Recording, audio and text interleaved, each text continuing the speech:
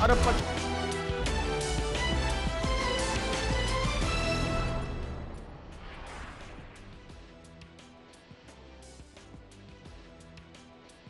अजीब मजाक बन गया है इस मुल्क में। कभी तो पार्लियामेंटेरियंस अभी ये नहीं जस्टिफाई कर सकते कि उन्होंने इस मुल्क के लिए किया क्या है, हमारे वुज़रा ये जस्टिफाई नहीं कर सकते। और अब आज एक बिल पेश हो गया है पार्लियामेंट में, रोज़नामा 92 ने उसकी तफसीलात जो ब्रेक की वो ये है कि 2016 में अरकान पार्लियामेंट की तनख्वाहों में 140% रिकॉर्ड इजाफा कर दिया गया। उसके बाद अरकान पार्लियामेंट 1,50,000 रुपया, स्पीकर कौमी असम्बली 2,50,000 रुपये माहाना तनख्वाह लेते। और उसके बाद अब ये हुआ कि ताहयात अरकान पार्लियामेंट को पेंशन, इंश्योरेंस और हेल्थ कार्ड जारी किए जाएंगे, जिनमें से खजाने के ऊपर 3 अरब रुपए का सालाना टीका लगेगा। अच्छा, और इसहाक डार साहब ने बता दिया कि मौजूदा बजट में इसको शामिल भी कर दिया जाएगा, यानी फौरी तौर पे हो जाएगा। और जिस पार्लियामेंटेरियन ने 5 साल गुजारे उसको ताहयात पेंशन मिलती रहेगी, यानी हस्पतालों में पैसा लगाने के लिए नहीं है, स्कूलों में पैसा लगाने के लिए नहीं है, पीने का पानी देने के लिए इनके पास पैसा नहीं है, लेकिन अपनी जेबें भरने के लिए ना सिर्फ पैसा, इनका दूसरों के जिंदगी की जो कमाइयाँ उनके ऊपर भी नजरें हैं, क्योंकि ये पाकिस्तानियों की जिंदगी की कमाइयाँ हैं जिसे वो टैक्स देते हैं। बहरहाल पाकिस्तान एक अजीब दोराहे पे आके खड़ा हुआ है कि पैनमा के बाद और डॉन लीग्स के केस के बाद अब लगता ही है हुकूमत तो कहीं नहीं है, हुक्मरान हर जगह में नजर आते हैं। लेकिन मुस्तकबिल क्या है पाकिस्तान का इस वक्त, ख़ास तौर पे सियासी मुस्तकबिल।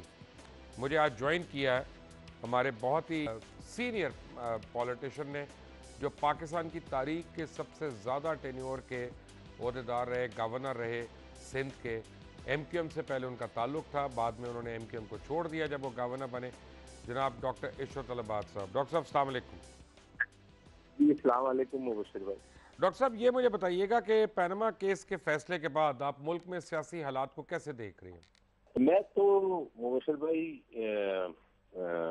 जब ये केस शुरू हुआ था तो लोगों की डिफरेंट असेसमेंट्स थी और हम इस पे डिस्कस करते रहते थे, लेकिन मुझे तो थ्रू आउट ये लगा कि ये जो एक सिस्टम, एक कंट्री, स्टेट जब करेक्शन करती है तो वो अकाउंटेबिलिटी मैकेनिज्म जो है वो इस अंदाज से जकड़ते हैं कि फिर निकलना मुश्किल हो जाता है। और पाकिस्तान के कवानीन भी कुछ इस किस्म के हैं कि जब तक आप बचे रहें, लेकिन जब उसमें फंस जाते हैं तो उससे निकलना बहुत मुश्किल हो जाता है। तो मैं तो इस केस के हवाले से समझता हूँ कि एक बहुत मुश्किल वक्त है गवर्नमेंट के लिए, और जो लोग इसमें नॉमिनेटेड हैं, प्राइम मिनिस्टर समेत। प्राइम मिनिस्टर डायरेक्टली नॉमिनेट नहीं थे इसमें, प्राइम मिनिस्टर डायरेक्टली इसमें इसका पार्ट नहीं थे, लेकिन वो भी शक इन हो गए हैं, ड्रैग इन हो गए इस केस के अंदर।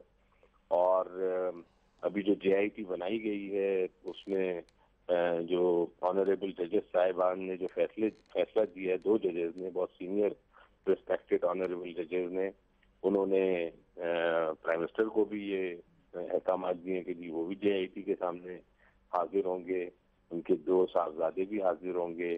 बाकी 3 जजेस ने जो फैसला दिया है वो ये नहीं कहा है कि 2 जजेस ने गलत कहा है, बल्कि उन्होंने ये कहा है कि इसको और मजीद खंगाल लेते हैं और मजीद इसको इसमें जो चीजें उनको वेरीफाई कर लेते हैं। तो ये तो मुझे तो बहुत ही टर्बुलेंस की तरफ जाता नजर आ रहा है मामला। तो आपको ये नहीं लगता कि लोग जैसा कह रहे हैं कि जी मरियम नवाज निकाल दिया बीच में से बड़ी सक्सेसफुली? मुझे भाई देखिए, कोशिश तो हर कोई करता है ना, और कोशिश यकीनन अपने आप में जो इंट्रो में बात की कि पार्लियामेंटेरियंस की तनख्वाह बढ़ा दी गई है, इस मौके पे अगर ये बिल पेश हुआ है तो ये भी मैं समझता हूँ कि ये लिंक्ड कोशिश है कि पार्लियामेंटेरियंस को अपने साइड पे किया जाए। लेकिन मेरा फर्म बिलीव है कि जब वक्त आपके साथ नहीं होता तो फिर आप जितनी कोशिश कर लें कोई चीज साथ नहीं आती। अच्छा, जो नाकदीन है ना, इसके वो एक अजीब सी मिसाल देते हैं। अब आप सुन लीजिए मिसाल। वो कहते हैं कि जी, एक आदमी ने अपने दोस्त को कहा कि मेरी बीवी को मेरे ऊपर शक है, और अब वो मेरे ऊपर, उसने घर में एक इंक्वायरी कमेटी बनाई है जिसमें माली, चौकीदार और कुक जो है ना, वो 3 अफराद शामिल हैं। अब वो मेरी इंक्वायरी करेंगे। ये वो लोग हैं जिनकी तनख्वाहें मैं देता हूँ, उनको छुट्टियाँ मैं देता हूँ, उनको खाने पीने का सामान मैं देता हूँ, और उनको अंडर हैंड भी देता रहता हूँ मैं, उनको पैसे पूसे, जो मेरी बीवी को नहीं पता। ये मेरे खिलाफ क्या तहकीकात करेंगे? लोग इसको जीआईटी से तशबीह देते हैं, इस मजाक को। आप उसको किस तरह लेते हैं? देखिए, जो इस वक्त टाइड्स डेवलप डेवलप हो गई हैं और जो एक अवामी रद्द-ए-अमल और मीडिया ने जो एक ओपिनियन फॉर्म कर दी है मुबशिर भाई, उसके बाद एक एक एक मिजाज बन गया है लोगों का, एक टाइड्स डेवलप डेवलप हो गई हैं। तो अब जेआईटी के जो अभी नंबर्स होंगे, वो मैं मुझे नहीं पता कि किस तरह से दो सीनियर जजेस के जो इतने एडवर्स रिमार्क्स हैं, उनको नल एंड वाइट करेंगे, जो कि वो कर भी नहीं सकते। और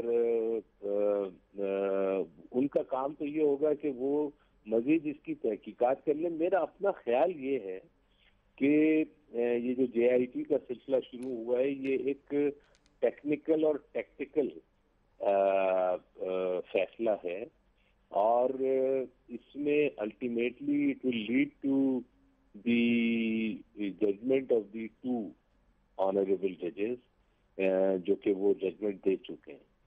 तो इसमें क्योंकि एक कानूनी नुक्ता जरूर उठाया गया था इस केस में कि सुप्रीम कोर्ट कोई इन्वेस्टिगेटिव इदारा नहीं है, तो वो कानूनी नुक्ता भी जो है वो इसमें फुलफिल हो जाता है। और यकीनन इस बीच में, इस दौरान जो आपने मिसाल दी है, वो कोशिशें भी होंगी, लेकिन एक हद तक ही जो है वो मैं समझता हूँ उसमें कामयाबी हो सकेगी, क्योंकि इसमें स्टेक पे जो है वो इस्टेब्लिशमेंट भी आ गई है। उसकी वजह ये है कि आप ये देखेंगे कि इस्टेब्लिशमेंट ने और अपने मुख्तलिफ जगहों पे जो आर्मी चीफ ने बात की है अपने अपनी कॉन्स्टिट्यूंसी में अपने सिपाहियों से, उन्होंने शुरू में यही बात की थी कि जी हमारा पॉलिटिक्स से कोई ताल्लुक नहीं है, हम पनामा केस में क्या हो रहा है क्या नहीं हो रहा, हमारा कोई ताल्लुक नहीं है, हम प्रोफेशनल काम करेंगे। लेकिन वो भी सेकिंड हो गए, और इस जेआईटी में आईएसआई और एमआई के नुमाइंदे भी शामिल हैं।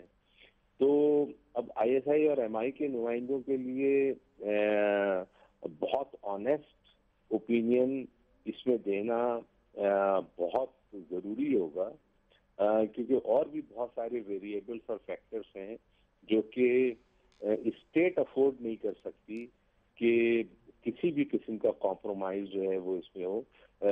अगर बिल्कुल ठीक है, कोई जुर्म नहीं बनता तो वो दे देना चाहिए, और अगर जुर्म बनता है तो वो बिल्कुल क्लैरिटी से उनको देना पड़ेगा। तो अब ये बताएं कि जेआईटी कहती है 5-2 के उस पर अगर कह देती है, 5 जो हैं वजीर आजम के हक में दे देते हैं जो उनके अंडर है टोटल, एमआई और आईएसआई उनके हक में नहीं देती, तो उस सूरत में मेजॉरिटी का डिसीजन बाइंडिंग नहीं होगा? नहीं, बाइंडिंग तो इसका बिल्कुल डिसीजन नहीं होगा, क्योंकि इसको जाना है वापस सुप्रीम कोर्ट में, और फिर सुप्रीम कोर्ट जो है इसको दोबारा से देखेगी जेआईटी को। तो और ये भी एक नया वाकया है कि सुप्रीम कोर्ट ने खुद फॉर्म की है जेआईटी, तो इसकी लीगल वैल्यू मुबशिर भाई बहुत ज्यादा बन जाती है। तो इसमें जो भी ओपिनियन फॉर्म होगी, और जेआईटी की ओपिनियन इस अंदाज में फॉर्म नहीं करेगा, जेआईटी में फैक्ट्स की बुनियाद पे वाकयात और फैक्ट्स लिखे होते हैं, जिसको कि थॉरोली 120 दिन की जो हियरिंग हुई है उसमें मेरा ख्याल है कि ऑनरेबल जजेस ने अच्छी तरह खंगाल लिया है, और उस 120 डेज में यकीनन कोई सेटिस्फैक्ट्री आंसर जो है वो नहीं मिल पाया, जिसकी बुनियाद पे दो सीनियर ऑनरेबल जजेस ने ये फैसला लिखा है। जो फैसला आप पढ़ें तो माइंड ब्लोइंग फैसला है। ये बहुत ही पाकिस्तान की तारीख में किसी सिटिंग प्राइम मिनिस्टर के लिए और उनसे रिलेटेड लोगों के लिए इस तरह का फैसला लिखना कोई बहुत बड़ी बात है। तो जो उन्होंने लिखा है उससे डिसएग्री करना जो है वो बहुत मुश्किल है। और इसमें मैं समझता हूँ कि उन्होंने अपने फैसले में जो जो ऑब्जर्वेशन दी हैं उसका एक रैशनल दिया है उन्होंने। और जैसा कि मैंने पहले कहा कि ये हतमी फैसला नहीं था, ये इंटरिम फैसला था, क्योंकि 3 ऑनरेबल जजेस ने जेआईटी का कहा, फिर सबने कंसेंसस किया, और मैं तो इसको टेक्निकल, लीगल और टैक्टिकल स्टेप समझता हूँ कि ताकि कोई भी कानूनी लैक्यूना जो है वो इस जजमेंट में ना रह जाए। आपकी राय में, पांचों जजेस की राय तो आपको पता है, आपकी राय में क्या मियां नवाज शरीफ करप्ट हैं? देखिए, मैं उन जजेस की ही बात करूंगा कि मैंने तो केस नहीं सुना मुबशिर भाई, ना उसकी हियरिंग की है। पता तो आपको सब कुछ है ना? हाँ, उसी उसी मासूम तो बुनियाद नहीं है पे मैं आप ये बात इतने ना, कह रहा अब ये तो ना नन्हे नहीं काके तो ना बने आप अब। उसी बुनियाद पे मैं आपको ये बात कहना चाह रहा हूँ कि 2 जजेस ने तो क्लैरिटी से एक फैसला दे दिया। उन्होंने तो अक्यूज भी कर दिया, उन्होंने तो सब कुछ कह दिया, बहुत कुछ कह दिया, बहुत आगे जाके कह दिया। 3 जजेस ने ये नहीं कहा कि ये गलत कह रहे हैं 2 जजेस। ये बड़ी इंटरेस्टिंग बात है। उन्होंने उससे, उनकी ऑब्जर्वेशन से डिसएग्री नहीं किया कि मिसाल के तौर पे 2 जजेस ने अगर अक्यूज किया है तो 3 जजेस ये कह रहे हो कि नहीं, ये अक्यूज नहीं है। तो ये एक बड़ी इंटरेस्टिंग सिचुएशन है।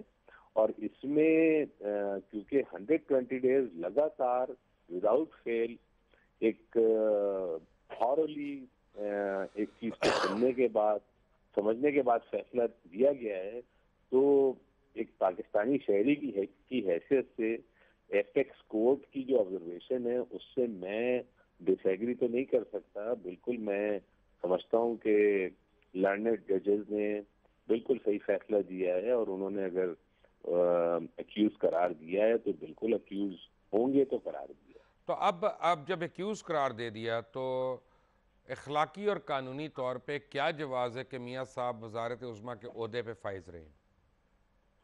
हाँ, ये भी एक बड़ी इंटरेस्टिंग सिचुएशन है मुबशिर भाई। ये बिल्कुल ऐसा ही है कि जो उज़ैर बलोच साहब हैं, उनकी जेआईटी हो रही हो और उनको कहा जाए कि आप अपनी गैंग वॉर चलाते रहें जब तक कि जेआईटी का फैसला आएगा, उसके बाद फिर देखेंगे तो आप गैंग वॉर बंद कर दीजिएगा। तो प्राइम मिनिस्टर का जेआईटी में जाना और जाहिर है कि उनको सेटिस्फाई करना, उनके जवाबात देना, उन फैक्ट्स को रिकॉर्ड कराना, उसकी एक लीगल हैसियत होगी। तो इसीलिए पब्लिक सेंटिमेंट्स और इसीलिए पॉलिटिकल सेंटिमेंट्स दोनों जो हैं, और इसीलिए जो एक लॉजिकल सेंटिमेंट्स हैं वो यही हैं। और आपने देखा कि तमाम सियासी जमातों ने आई थिंक जो एक दूसरे की बेपनाह मुखालिफ हैं, लेकिन इस नुक्ते पे सबका कंसेंसस है कि अखलाकी जवाब तो बिल्कुल खत्म हो चुका है। कानूनी जवाब जो है वो उनके पास पार्लियामेंट का यकीनन मौजूद है। कानून कैसे मौजूद है, मुझे ज़रा समझाएं कि एक आदमी डिसक्वालीफाई हो गया, सादिक और अमीन नहीं रहा, तो 62 और 63 का इतलाक कब होना है? नहीं, तो अभी ये मुबशिर भाई इंटरिम फैसला है ना, अभी ये फाइनल जजमेंट तो मैं नहीं समझता है इसको। ये इंटरिम फैसला है, और जब इंटरिम फैसले के बाद तो अगर फाइनल फैसले में भी यही चीज अपहेल्ड की जाती है तो फिर तो कानूनी जवाब भी खत्म हो गया। लेकिन मेरे तजर्बे में देखें, मुझे अल्लाह ताला ने 14 साल का एक मौका दिया मुल्क की खिदमत का। उस दौरान मैंने बड़े नशेब व फराज देखे, बहुत सारे मैंने ऐसी चीजें देखी जो बड़ी नेशनल लेवल पे चली हैं, और मैंने हमेशा ये देखा है कि अखलाकी जवाब जो होता है वो प्रिवेल करता है। कानूनी जवाब बाज़ औक़ात मांद पड़ जाता है। तो इस वक्त जो है मैं समझता हूँ कि अखलाकी जवाब तो बिल्कुल खो चुकी है गवर्नमेंट। कानूनी जवाब जो है वो है यकीनन, लेकिन जो सेंटिमेंट्स हैं, मसलन पॉलिटिकल पार्टीज के जो हेड हैं वो कहते हैं कि हम प्राइम मिनिस्टर मानते ही नहीं। पब्लिक में आप देख लें एक सेंटिमेंट्स हैं, सोशल मीडिया में हर जगह एक टाइड्स जो हैं वो डिवेलप हो गई हैं, और बहुत मुश्किल है अगेंस्ट द टाइड्स जो है वो किसी भी मजबूत तरीन इंसान का भी इन टाइड्स के सामने खड़ा होना एक बहुत मुश्किल, मैं समझता हूँ, मरहला है। तो ये एडवांटेज नहीं है मियाँ साहब को कि उनकी जो अपोजिशन है वो सारी आपस में डिवाइडेड है? इमरान खान, नासिर जरदारी साहब, जमात इस्लामी, ये सारे they don't look eye to eye. देखिए, वही मैंने कहा कि ये जो पॉलिटिकल पार्टीज हैं वो आपस में तो खिलाफ रखती हैं, लेकिन इस नुक्ते पे तो इत्तेफाक रखती हैं ना, और इस नुक्ते से आपस में एक दूसरे को वो क्रिटिसाइज कर रही हैं। अच्छा, उसकी एक रीजन ये भी है कि सबको ऐसा नजर आ रहा है कि अब इलेक्शन टाइम भी आ चुका है, तो सब अपनी पॉलिटिकल स्टंट भी जो है वो साथ में लेके चल रहे हैं, एक दूसरे को नीचा दिखाने की भी कोशिश कर रहे हैं, डिस्क्रेडिट भी कर रहे हैं। तो साइमल्टेनियस क्योंकि ये प्रोसेस चल रहा है, लेकिन जो इम्पोर्टेंट बात है वो ये कि बावजूद इसके कि इख्तिलाफ है, इस एक नुक्ते पे सबका इत्तेफाक है। आपको इलेक्शन नजर आ रहा है बड़ी जल्दी? मैं बहुत डाउटफुल हूँ, क्योंकि मेरी नज़र में मुबशिर भाई इलेक्शंस के जो नताइज हैं वो अगर आज की असेसमेंट में आप करें तो वो नताइज शायद इतने सूटेबल ना हो, क्योंकि अभी क्लैरिटी आई नहीं है। बहुत सारी चीजें जो हैं वो वेग हैं। कुछ ये जो ऑपरेशंस वगैरह हुए हैं इनकी बहुत बड़ी बड़ी सक्सेसेस हैं, लेकिन कुछ फेलियर्स भी हैं। तो उसकी वजह से करेक्शन जो है वो 100% नहीं हुई है। मसलन टेररिज्म के हवाले से, मसलन अकाउंटेबिलिटी के हवाले से, सेंसस हो रहा है लेकिन उस पर भी एक डिफरेंस ऑफ ओपिनियन मौजूद है। इलेक्टोरल रिफॉर्म अभी तक कोई नहीं हो सका है।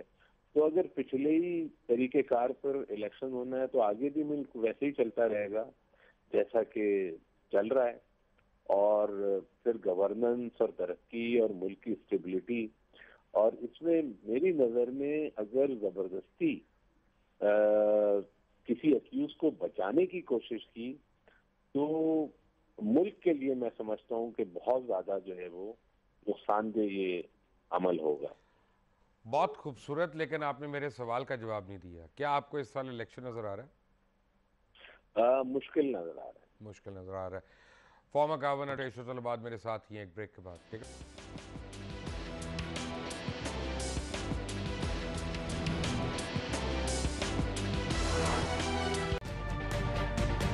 तजुर्बा भी, सोच विचार भी, जहां लाजिम हो वहां तकरार भी। अहम कौमी मसाइल पर होती है बहस डीएनए में। पेश होती हैं बड़ी खबरें और उनके अंदर की खबर। होती है गहरी सोच विचार, होता है फिर गहरा तज्जिया। यूं बनता है एक programme, debate news analysis, DNA. हम अवाम हैं या रियाया, हमारे हुकूक की पामाली आखिर कब तक? अरबपति हुक्मरान और फाका का शवाब, क्या गुर्बत नाकाबिले हल मसला है? सियासत बैंक अकाउंट्स की गुलाम क्यों? अवामी सियासत के ज़माने क्या हुए? सियासत बराए अवाम या बराए दौलत? हमारी ज़िंदगी से जुड़े सवालों के जवाब देखिए प्रोग्राम सिचुएशन रूम में। देखिए प्रोग्राम सिचुएशन रूम जुमे से इतवार शाम 7:03 पे सिर्फ 24 न्यूज़ HD पर।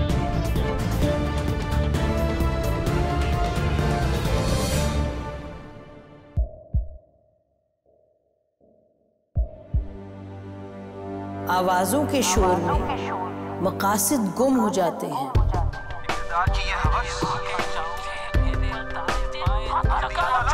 तकरार की तलखी में बात बनती नहीं, बिगड़ती है। लेकिन हम तलखी से नहीं, मुकालमे से बात बढ़ाएंगे। हम हर अहम खबर की तह तक पहुंचेंगे, लेकिन सबूत की रोशनी। हम हर बात करेंगे, लेकिन हकायक के साथ और दलाइल के साथ। नसीम जहरा @8 में देखिए प्रोग्राम नसीम ज़हरा @8 जुमे से इतवार रात 8:03 पे सिर्फ 24 न्यूज़ HD पर।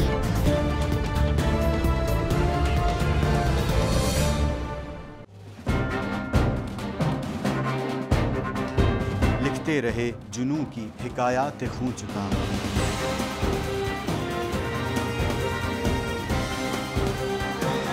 कलम और स्क्रीन तक का तवील तजुर्बा एक भरपूर सहाफती तारीख के साथ प्रोग्राम मुजाहिद लाइव। देखिए प्रोग्राम मुजाहिद लाइव पीर से जुमेरात शाम 7:03 पे सिर्फ 24 न्यूज़ HD पर।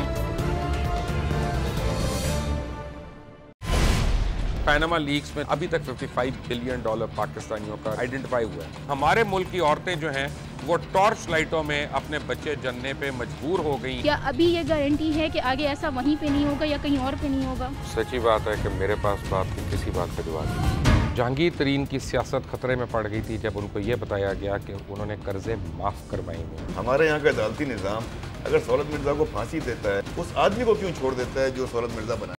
कोई भी करप्ट सियासतदान जो है उसकी चोरी जो है उसको पकड़ने से जमहूरियत खतरे में पड़ती है, इंसाफ खतरे में पड़ता है। ना करूं क्योंकि तो मैं इन बात के प्रेजेंट क्यों नहीं करते? UN में 14 साल बाद पाकिस्तान के किसी सरबराह ने खड़े होकर कश्मीर पे जोर मचाया। कुलभूषण का नाम नहीं लिया। देखिए प्रोग्राम इख्तिलाफ राय पीर ता जुमेरात रात 8:03 पर सिर्फ 24 न्यूज़ HD पर।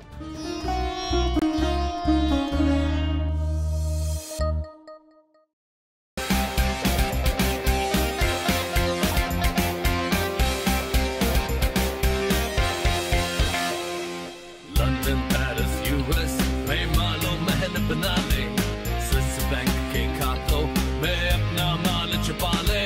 बिल्कुल सड़कों पर ना घसीटा तो मेरा नाम शबाज शरीफ नहीं। Very funny. इन ऐवानों को गिरा दो। हमेशा हुकूमत के रिंग पे स्टैंड बैठ गए हुए हैं। और कोई शर्म होती है और कोई हया होती है। लैपटॉप और मेट्रो बस की जमहूरियत है क्योंकि जमहूरियत है, जमहूरियत है क्योंकि जमहूरियत है, जमहूरियत है क्योंकि जमहूरियत है। जमहूरियत का देखिए क्योंकि जमहूरियत है हर जुमे की रात 11:03 पे सिर्फ 24 न्यूज़ HD पर।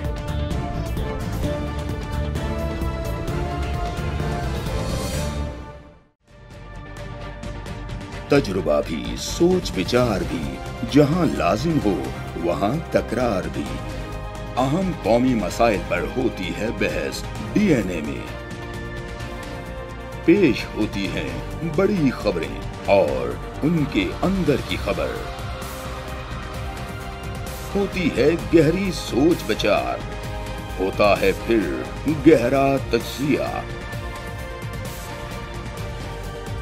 यूं बनता है एक programme debate news analysis DNA।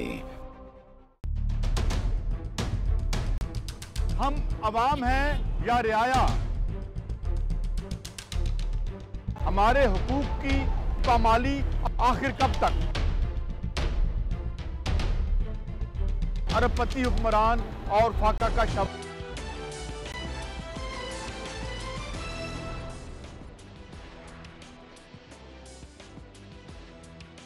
Welcome back from the break. Former governor Sindh doctor Ishrat अलाहाबाद हमारे साथ ही हैं।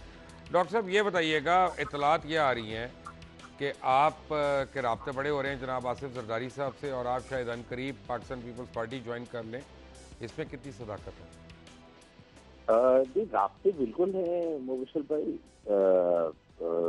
आपसे भी राब्ता है, तो इसका मतलब नहीं, मेरी सियासी जमात नहीं है ना। आपने मेरे चैनल में ज्वाइन करना है तो उसके लिए अलग राब्ता कर लेते हैं, लेकिन फिलहाल तो सियासत की बात हो रही है। सियासत में नहीं, अभी कोई ऐसी कोई बात नहीं, वो बहुत मेरे लिए काबिल एहतराम है। और लेकिन ये कि अभी कोई मेरा इरादा नहीं है किसी भी पॉलिटिकल पार्टी के साथ अपने आप को एफिलिएट करने का।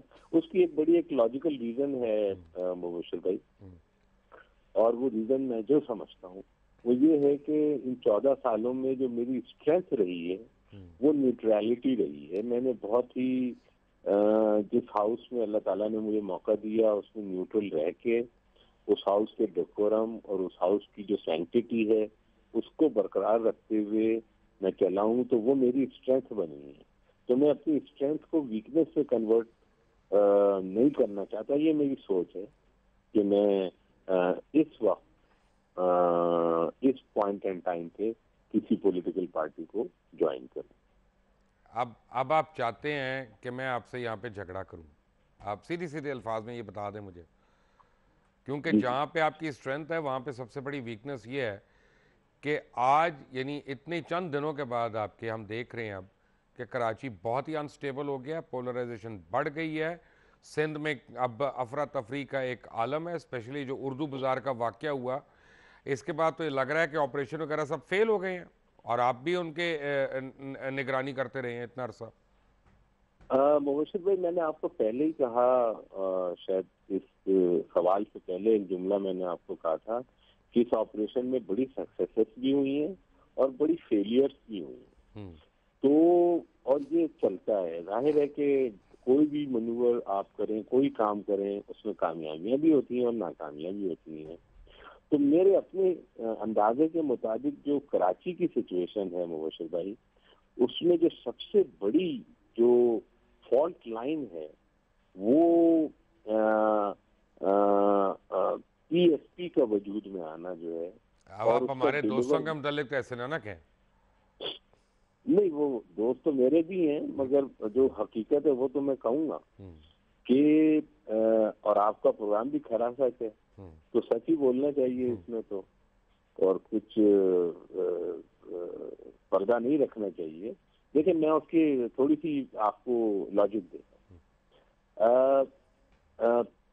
पीएसपी जो क्रिएट हुई थी वो बेसिकली नेचुरल प्रोसेस में क्रिएट नहीं हुई थी, बल्कि क्रिएट की गई थी एक चीज, नंबर 1। अच्छा, और जो चीज क्रिएट की जाती है उसमें वो कितना पब्लिक सेंटिमेंट्स को अपनी तरफ ले सकती है, ये क्वेश्चनेबल सवाल होता है। तो अब तकरीबन मेरे ख्याल साल से ज्यादा हो चुका है, और जो मैं पल्स लेता हूँ आम पब्लिक की, पढ़े लिखे लोगों की और इंटेलिजेंशिया की, लोगों की ओपिनियन, मीडिया की ओपिनियन, डिफरेंट लोगों की ओपिनियन, तो it is utter failure. Public में वो अपनी जगह नहीं बना पाए हैं, पब्लिक अपील वो जनरेट नहीं कर पाए।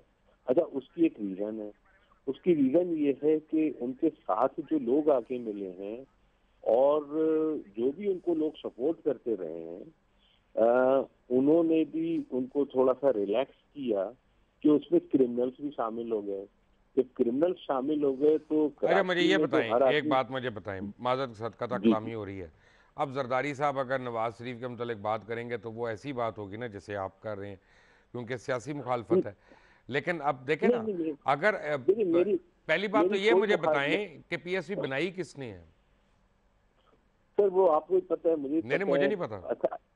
अच्छा, मैं मतलब पीएसपी जाहिर है कि उस ऑपरेशन में जो लोग काम कर रहे थे उसमें इख्तिलाफ राय जरूर था, और इसके बनने में इस अंदाज में बनने में। अच्छा, इसमें दो मिसालें हैं इरशाद भाई, दो मिसालें हैं बड़ी माजरत के साथ। एक तो खुद आपकी जमात MQM, वो भी ज़ियाउल हक ने बनवाई थी, लेकिन वो मकबूल हो गई, बहुत मकबूल हो गई। और दूसरी एस्टेब्लिशमेंट की बनवाई हुई आफाक की जमात थी, जो अपने घर के अंदर कैद हो गया, वहां से निकल नहीं सकता। ऐसी में कई चीजें आपको, आप जुल्फकार मिर्जा को ले लें, कितने लोग अभी आपसे अब आपने सवाल ऐसा किया है तो मैं मुझसे रुका नहीं जा रहा। हाँ। मैं आपसे बात करते करते एक बात मेरे जहन में आई कि आपको याद होगा कि एक जमात बनी थी PAC, पीपुल्स अमन कमेटी। जी हाँ, बिल्कुल बनी थी, लियारी से, जिसको लीड करते थे उज़ैर बलोच साहब। जी हाँ। और एक वक्त था कि लियारी में जब आप जाएं तो बैनर्स लगे होते थे, जिसमें एक तरफ तस्वीर जो है वो उज़ैर बलोच साहब की होती थी और दूसरी तरफ तस्वीर जो है वो उस वक्त के आर्मी चीफ की होती थी। और उन्हीं उज़ैर बलोच साहब ने पाक फौज जिंदाबाद रैली भी निकाली थी। अच्छा, ये भी एक हुस्न इत्तफाक है कि ये PAC और PSP मिलते जुलते भी इतने ज्यादा नाम हैं ये कि लगता है कि किसी एक मुसन्निफ की दो तहरीरें हैं। तो आज क्या हो रहा है, हर गलत काम का मुबश्शिर भाई एक ऑडिट होता है, चाहे उस वक्त के लोग करें चाहे आने वाले करें। तो आज ऑडिट ये हुआ है कि वही उज़ैर बलोच साहब आज ट्राई किए जा रहे हैं मिलिट्री कोर्ट्स में, क्योंकि देखिए जुर्म छुपता नहीं है और जुर्म को छुपाना भी नहीं चाहिए। और जब जुर्म करने वाले को सपोर्ट किया जाए या उनको प्रोटेक्ट किया जाए तो उसको पूरा माशरा भुगतता है, पूरी कंट्री भुगतती है, एक एक पब्लिक का। अगर ये बात सही है डॉक्टर साहब, आपकी बात मैं सही मान लूँ तो बहुत बड़ा मुजरिम आमिर खान भी था और उसने एतराफ़ जुर्म भी किया, कत्ल का भी, डकैतियों का भी, हर चीज़ का। खुद आपने उनसे रब्ता करके उनको MQM में रास्ता हमवार किया उनका, फिर वो हलाल हो गए। उसके बाद आमिर खान जो, नहीं, मैंने तो राब्ता नहीं किया, आमिर खान खुद भी राब्ते कर रहे थे और मैंने देखें उस पे रेजिस्ट नहीं किया मैंने उनके आने पे। उसकी वजह ये थी कि मैं कोड़ता था मुबश्शिर भाई कि इस इख्तिलाफ की वजह से मासूम जाने ज़ाया हो रही हैं और कोई भी शख्स जिसका कत्ल होता था वो कम्युनिटी एक ही होती थी और बिल्कुल ज़्यादातर इनोसेंट लोग जो हैं, बेचारा कोई अपने घर जा रहा है तो किसी भी पार्टी के हद पे चढ़ा, उसने उसको फारिग कर दिया। तो ये एक बहुत बड़ी एंजाइटी थी मेरे हवाले से, जो कि मैं देख रहा था और इसका कोई सोल्यूशन नहीं समझ में आ रहा था, इतनी पोलराइजेशन थी। और उसको जाहिर है कि ख़त्म करने के लिए ये स्टेप लिया गया। तो मैंने रेजिस्ट नहीं किया इससे, लेकिन ऐसा नहीं है कि मैंने रास्ता किया और मैंने कहा कि भाई आप आ जाइए। अच्छा, मुझे ये बताएं जी कि I am taking your word for everything, मैं आपको डिस्प्यूट नहीं कर रहा, आप हमारे मेहमान हैं। बात नहीं, आप कर सकते हैं। अब मैं गलत बात करूं तो आप बिल्कुल नहीं, गलत सही की बात नहीं है, हर एक का एक अपना ओपिनियन होता है ना। मैं ओपिनियनेटेड एंकर हूं, मैं नॉर्मल न्यूट्रल नहीं रहता। मैं तो मान रहा हूँ मुस्तफा कमाल मेरे दोस्त हैं, मैं तो मान रहा हूँ कि उनको किसी ने नहीं बनवाया। मैं तो ये कहूँगा कि वो अपने जोरे बाजू पे खड़े हैं वहाँ पे, लेकिन वो मेरी राय है और मैं आपका मेरे से इत्तेफाक करना कोई ज़रूरी नहीं है। हैविंग सेड दैट, अगर PSP सही काम नहीं कर रही और वो एक फंक्शनल डिज़ास्टर है या कंसेप्चुअल डिज़ास्टर है, MQM पाकिस्तान जो है वो बहुत लिमिटेड और रिस्ट्रिक्टेड होकर रह गई है। लंदन जो है उसका मुस्तकबिल फ़िलहाल मखदूश है, चाहे अल्ताफ़ साहब का जितना मर्जी सॉफ्ट कॉर्नर हो या वोट बैंक हो, एक प्रैक्टिकल उनका मखदूश लग रहा है। तो ऐसी सूरत में आपका उर्दू स्पीकिंग होते हुए वापस ना आना और उर्दू स्पीकिंग लोगों की नुमाइंदगी ना करना, क्या ये ज्यादती नहीं है आपके पार्ट पे?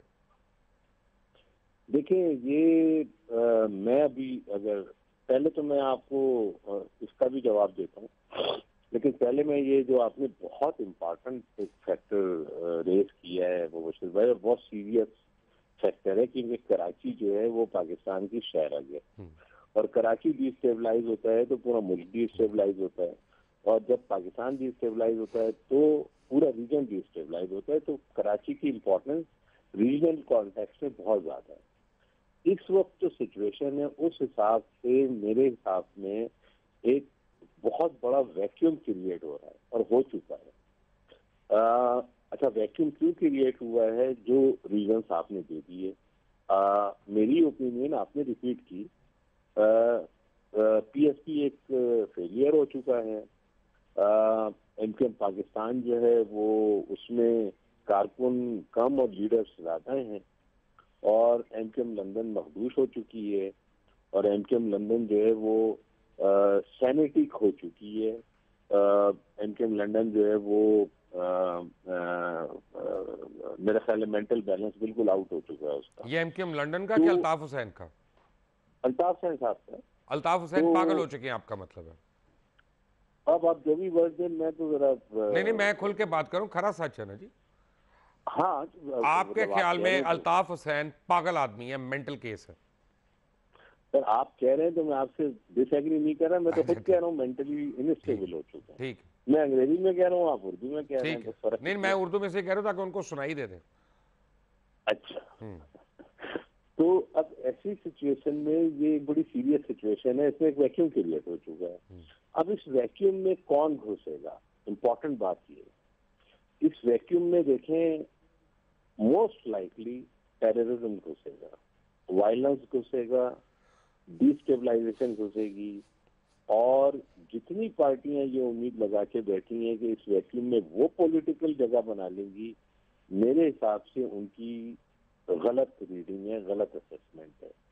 क्योंकि जो सबसे बड़ा स्टेक होल्डर है वो पब्लिक है वहाँ की, और पब्लिक जो है वो बहुत बाशऊर है और बहुत सफर किया है उसने, और उसकी सफरिंग को वो जो उसका एक्सप्रेशन जो है वो अगर कानून के तहत नहीं मिलेगा, सियासी अंदाज में नहीं मिलेगा, किसी भी अंदाज में नहीं मिलेगा, तो वो कन्वर्ट होगा इनटू वायलेंस।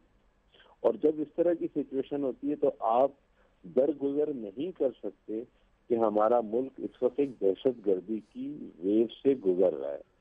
तो वो दहशतगर्द जो है वो इस मौके का फायदा उठाएगा और मजीद डिस्टेबलाइज करेगा।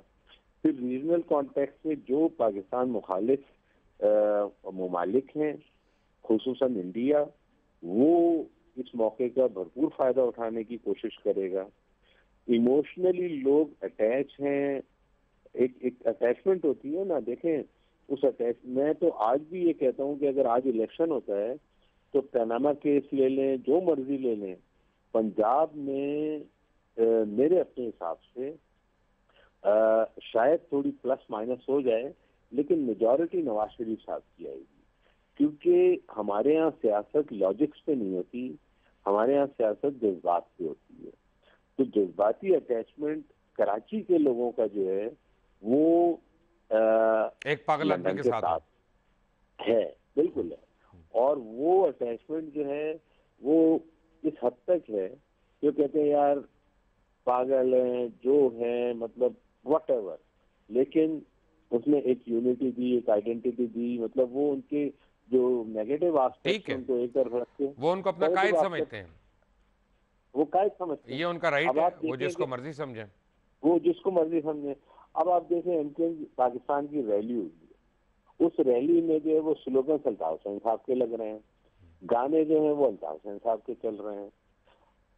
मैं पर्सनली जानता हूँ बहुत सारे लोगों को मुबशिर भाई, जिन्होंने किसी मजबूरी के तहत पीएसपी को ज्वाइन किया है, लेकिन वो मतलब 100% उनकी सोच ये है कि सिर्फ बचने के लिए ज्वाइन किया है। उनके हो सकता है, लेकिन क्या इसका मतलब है कि फारूक सत्तार में कोई अहलियत नहीं है एमकेएम पाकिस्तान को आगे लेके जाने की? कमी है, बहुत कमी है। और क्या उसकी वजह उनकी डरपोक नेचर है या कुछ और है? लीडर बनाए नहीं जाते मुबश्शिर भाई, लीडर बाय नेचर होते हैं। और ये भी एक बड़ी इंटरेस्टिंग बात मैं आपको बताऊं, आप दुनिया की तारीख उठा के देख लें कि जेन्युइन लीडर होते हैं ना, वो थोड़े से एबनॉर्मल होते हैं और कभी बहुत ज्यादा एबनॉर्मल होते हैं। तो फारूक भाई में वो फायर नहीं है जो होना चाहिए। वो सिर्फ तीली लगा सकते हैं, उनमें खुद आग नहीं है। मैं आता हूँ डॉक्टर इशरत अहबाद हमारे साथ ही हैं एक ब्रेक के बाद। Take a break.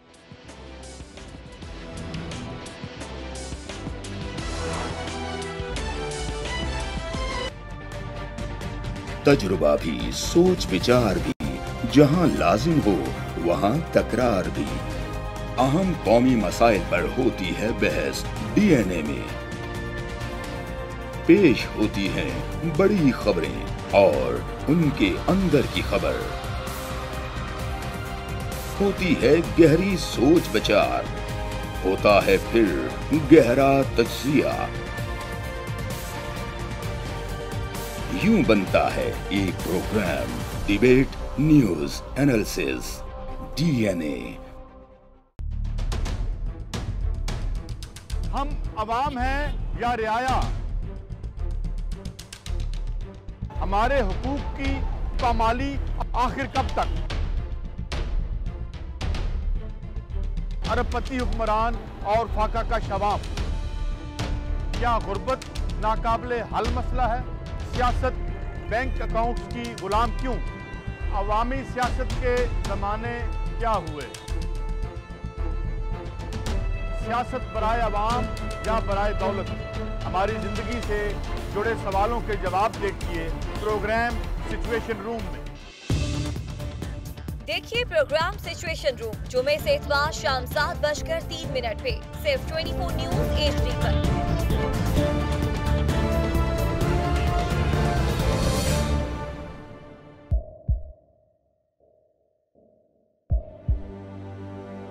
आवाजों के शोर में मकासद गुम हो जाते हैं।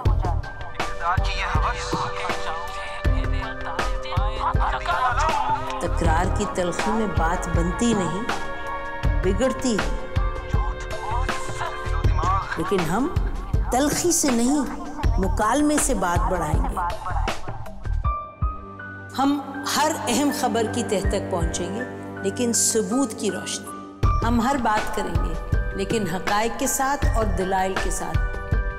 नसीम ज़हरा @8 में देखिए प्रोग्राम नसीम ज़हरा @8 जुमे से इतवार रात 8:03 पे सिर्फ 24 न्यूज HD पर।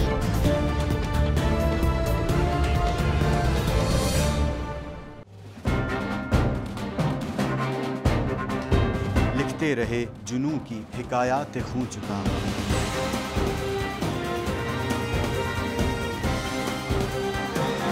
कलम और स्क्रीन तक का तवील तजुर्बा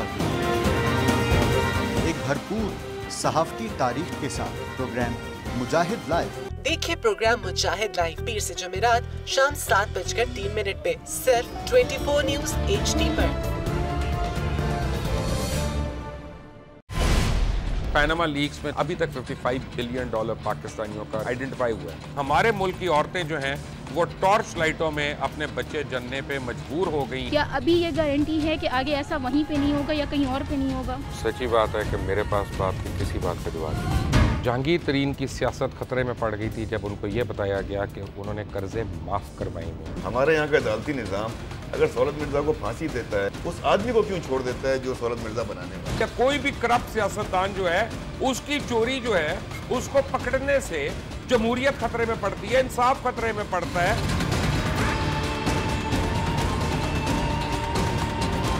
जो ताकतवर लोग हैं उनके लिए ना कानून है ना इंसाफ है। अब ये जवाई पुलिस यानी दामाद पुलिस में कन्वर्ट हो चुकी है। जितना लुच्चा उतना ऊंचा, इस मुल्क की तो ये स्टोरी है। जैसी करनी वैसी भरनी। देखिए प्रोग्राम खरा सच पीर से जुमेरात की रात 10:03 पर सिर्फ 24 न्यूज HD पर। इंशाल्लाह हम कौम की तकदीर बदल देंगे, इंशाल्लाह लोड शेडिंग खत्म कर देंगे, एम्प्लॉयमेंट लेकर आएंगे, इंफ्रास्ट्रक्चर बिल्ड करेंगे। तो मैं इन बातों पर यकीन ना करूं क्योंकि वो असेंबली में बात कर रहे हैं और ये सब सियासी बयान है, इनकी कोई अहमियत नहीं है। क्या कहेंगे आप? अभी आप एक प्रोग्राम कर रहे हैं, दूसरा इसी तरह करेंगे तो आपके थोड़ा सा ना उसमें लफ्जों में फर्क पड़ जाएगा। आपने भी तारीख पढ़ी है और तारीख बशरियत में अब तक यही होता आया है कि माँ बाप ने अपनी औलाद को बचाने के लिए बड़ी कुर्बानियां। एक दौर ऐसा भी आएगा कि एक शख्स अपनी वज़ारत उज़्मा बचाने के लिए पूरी दुनिया में अपने बच्चों को चोर, डाकू और लुटेरा कहलवाएगा। कुलभूषण यादव, आपने इंडिया का मंकी पकड़ा हुआ है तो उसको दुनिया के आगे प्रेजेंट क्यों नहीं करते? UN में 14 साल बाद पाकिस्तान के किसी सरबराह ने खड़े होकर कश्मीर पे जोर मचाया। कुलभूषण का नाम नहीं लिया। देखिए प्रोग्राम इख्तलाफ राय पीर ता जुमेरात रात 8:03 पर सिर्फ 24 न्यूज HD पर।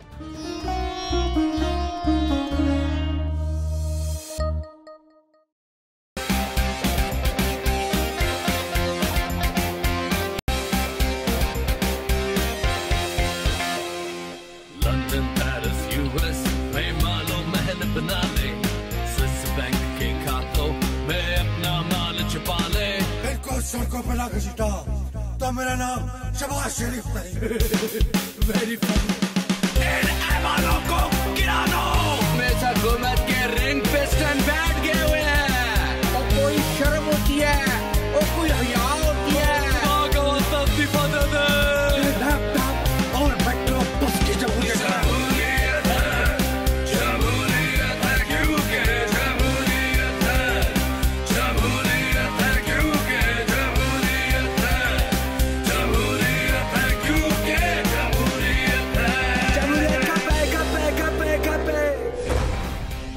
देखिए क्योंकि जमहूरियत है हर जुमे की रात 11:03 पे सिर्फ 24 न्यूज HD पर।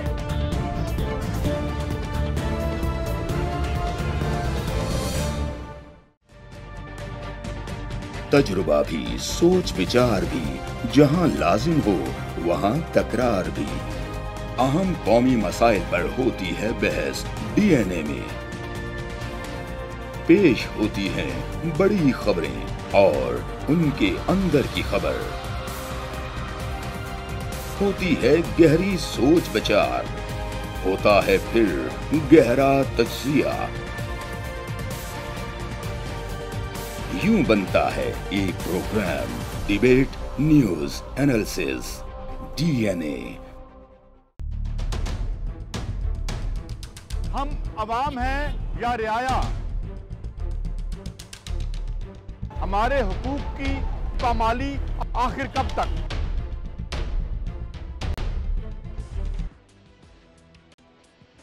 Welcome back.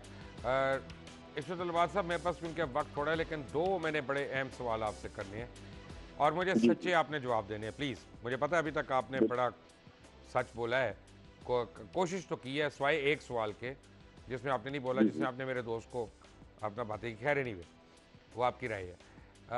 मुझे ये बताएं कि आपने 3 अदवार देखे, 2 जमहूरियत के और 1 आमिर का, कौन सा बेहतर था खास तौर कराची वालों के लिए? सर गवर्नेंस के हवाले से अगर आप बात करें तो मुशर्रफ साहब का दौर बहुत अच्छा था। उसमें डेवलपमेंट हुई है, उसमें एक गवर्नेंस नजर आती थी, उसमें जो ब्यूरोक्रेसी थी वो अपना काम कर रही थी, गवर्नमेंट चल रही थी। और मैं इसको देखें 3 अदवार हैं, 2002 से लेके 2008 तक, 2008 से लेके 2013 तक और 2013 से लेके आज तक। तो अब इन 3 अदवार में अगर आप पूरा ऑडिट कर लें तो आपको सबसे ज्यादा डेवलपमेंट जो है वो उस 2002 से लेके 2008 तक नजर आएगी। K3 का मंसूबा कंप्लीट हुआ 2004 के अंदर, नियामतुल्लाह खान साहब नाज़िम थे। लियारी एक्सप्रेसवे स्टार्ट हुआ और उसका एक ट्रैक कंप्लीट हुआ, नेशनल इम्पोर्टेंस का प्रोजेक्ट है, उसका साउथ बाउंड कंप्लीट हुआ मई 2007 में। इसके अलावा और बड़े बड़े प्रोजेक्ट्स जो हैं वो कराची के लिए आए। कराची पैकेज आया। तो आपके ख्याल में मुशर्रफ साहब का दौर बेहतर था? कराची के हवाले से। ओके, अब मुझे ये बताइए, बहुत ज़रूरी है, मेरा लास्ट सवाल है आपको, और प्लीज़ ज़रा मुझे सोचकर इसका जवाब दीजिएगा कि हम क्या करें कि आइंदा हमारे बच्चे सौलत मिर्ज़ा ना बने। देखिए, इसमें जो सबसे इम्पोर्टेंट बात है ना, वो अभी हम वैक्यूम की बात कर रहे थे मुबशिर भाई। इस वैक्यूम में मेरे हिसाब से या टेररिज्म घुसेगा या फिर लंदन जो है वो प्रिवेल करेगा। तो बेसिकली फंडामेंटल्स ठीक करें। फंडामेंटल क्या है कि जो कराची के लोग हैं उनको उनका राइट दिया जाए। देखें, जॉबलेस हैं लोग, पानी का प्रॉब्लम है, बिजली का प्रॉब्लम है, वो के बेहतर हुई है सिचुएशन, लेकिन आबादी जिस हिसाब से डिसप्रोपोर्शनेटली बढ़ी है वहाँ की, और जिस तरह से वहाँ एक feeling of alienation, of discrimination पाई जाती है, जब तक कि उसको एड्रेस नहीं करेंगे, रूट कॉज को एड्रेस नहीं करेंगे, तो ये सौलत मिर्जा और इस किस्म के लोग क्रिएट होते रहेंगे। क्योंकि कराची सबसे पढ़ा लिखा शहर समझा जाता था और अभी भी है, एजुकेशन में बहुत आगे है, सब कुछ है, लेकिन एक फ्रस्ट्रेशन है, और फ्रस्ट्रेशन के बाद जो है वो इंसान किसी भी डायरेक्शन में निकल सकता है, और जो उसके दिल की बात करेगा वो उसको अपना समझेगा, और अगर वो गलत होगा तो वो गलत डायरेक्शन में निकल जाएगा। एक छोटा सा सवाल है इरशाद भाई, ज़िमनी सवाल है बेसिकली। 3 अदवार आपने देखे, मुशर्रफ का, नवाज लीग का, पीपल्स पार्टी का, तीनों बदतरीन दुश्मन एक दूसरे के। आपके पीर साहब के पास कौन सी गिद्दड़ सिंगी थी कि आप उनके बड़े सक्सेसफुल गवर्नर रहे? देखिए, मैं सीधी मेरी कोई गिद्दड़ सिंगी नहीं थी, ना कोई पीर थे मेरे।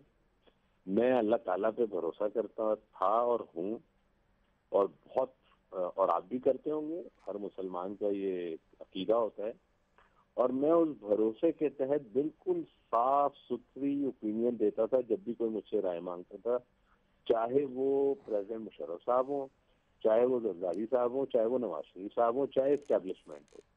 मैं जो सही समझता था वो देता था, और अक्सर और बेशतर क्योंकि मैं किसी रैशनल और किसी लॉजिक के ऊपर मैं बात करता था, तो वक्ती तौर पे हो सकता है बुरी लगती हो लोगों को बात, लेकिन आगे चल के सबने ये कंसीड किया है कि यार आप जो कहते थे वो बात ठीक थी।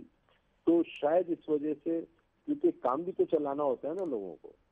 तो देखें, 2008 से लेके 2013 का जो दौर है, 2008 डेवलप प्लॉट्स, सेक्टेरियन, एथनिक और ठीक है, वो समझ आ गया मुझे। एक मैं रह नहीं सकता सवाल किए बगैर, अगर आप इतने सक्सेसफुल गवर्नर थे, और थे क्योंकि आपने रहे, पाकिस्तान में क्यों नहीं आपने अपने बाकी अय्याम गुजारने की कोशिश की? क्या चीज, क्या मैं पाकिस्तान में क्यों नहीं रहते? पाकिस्तान में बिल्कुल मैं रहूंगा सर, पाकिस्तान मेरा घर है, पाकिस्तान मेरा मुल्क है, लेकिन आपने ये देखा होगा अक्सर व बेशतर, क्योंकि वहाँ एनवायरनमेंट ऐसा है, तो जब ये सिचुएशन हुई और मैं क्विट हुआ इस पोजीशन से, तो क्योंकि खड्डे बहुत ले लिए थे टेररिज्म के हवाले से, खास तौर पे अल्ताफ और हुसैन आपने से देखा हो, और अल्ताफ हुसैन साहब भी नाराज बेपना थे। बहुत सारे लोग उस अमन को लाने में बहुत सारी दुश्मनियां भी ली। तो उस वक्त का जो सिक्योरिटी रिव्यू हुआ उसमें हर तरफ से यही सजेस्ट किया गया कि for some time it is impossible कि उस सिक्योरिटी को मेंटेन रखा जा सके, तो ऐसी जगह रहा जाए जहाँ पे कि रिलेटिवली सिक्योर हो आदमी। सिक्योर तो देखें मौत और सही बात है, तो ठीक है, मैं आपसे एग्री करता हूँ। है। Doctor Irshad Albad, thank you very much sir for joining us today. मुझे पता है बड़ा मुश्किल था और आपने किया। 3 बातें बड़ी अहम की उन्होंने कि वो पीपल्स पार्टी तक ज्वाइन नहीं कर रहे, कराची में उनको अमन नज़र नहीं आ रहा, मियाँ नवाज शरीफ ज़्यादा देर तक